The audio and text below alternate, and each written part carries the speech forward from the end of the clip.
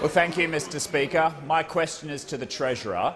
Will the Treasurer outline to the House how our government's economic policies are helping small businesses to grow and prosper, including in my electorate of Brisbane? And is the Treasurer aware of any alternative approaches that could harm this prosperity?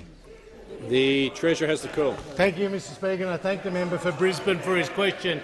And he strongly supports the more than 30,000 small businesses across his electorate, understanding that small business is the backbone of the Australian economy, Mr Speaker. 3.3 million small businesses employing around 70% of the private sector workforce and providing more than $300 billion a year in wages and salaries. And I had the pleasure of last week visiting the member for Brisbane's electorate, Clayfield Seafood Market, with Nick there and his 30 staff, including apprentices. And he was benefiting out of Liberal and national government policy, Mr Speaker, including the $20,000 instant asset write-off, which enabled him to purchase more equipment for his kitchen, Mr Speaker. Like our tax cuts for 3.3 million small businesses, our $300 million reduction in red tape, Mr Speaker, our expansion of the employee share ownership schemes to give people a stake in their government's growth story, Mr Speaker.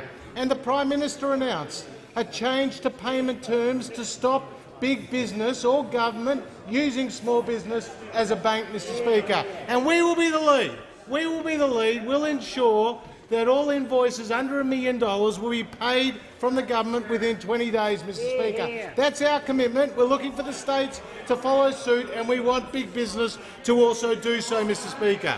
And another major announcement that we made since the parliament has come back today is that we've announced a $2 billion fund to increase small business access to finance, Mr Speaker, to avoid a market failure, to enable smaller lenders and smaller banks to be able to provide more liquidity, more competitive terms to small business, as well as a business growth fund, Mr Speaker, which will be absolutely critical in ensuring banks and other lenders can take passive equity stakes in small businesses if that is what the small business wants.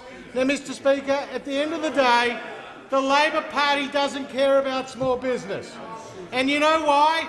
Because it doesn't have a unionised workforce, Mr Speaker. That's the reality. The Labor Party ignores small business. We on this side of the House support small business. They are the farmers. They are the professionals.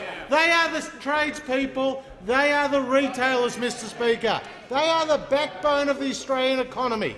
So their philosophical outlook is consistent with the Liberal and National Party's philosophical outlook, and we have put in place policies which ensuring that small businesses are growing and employing more Australians.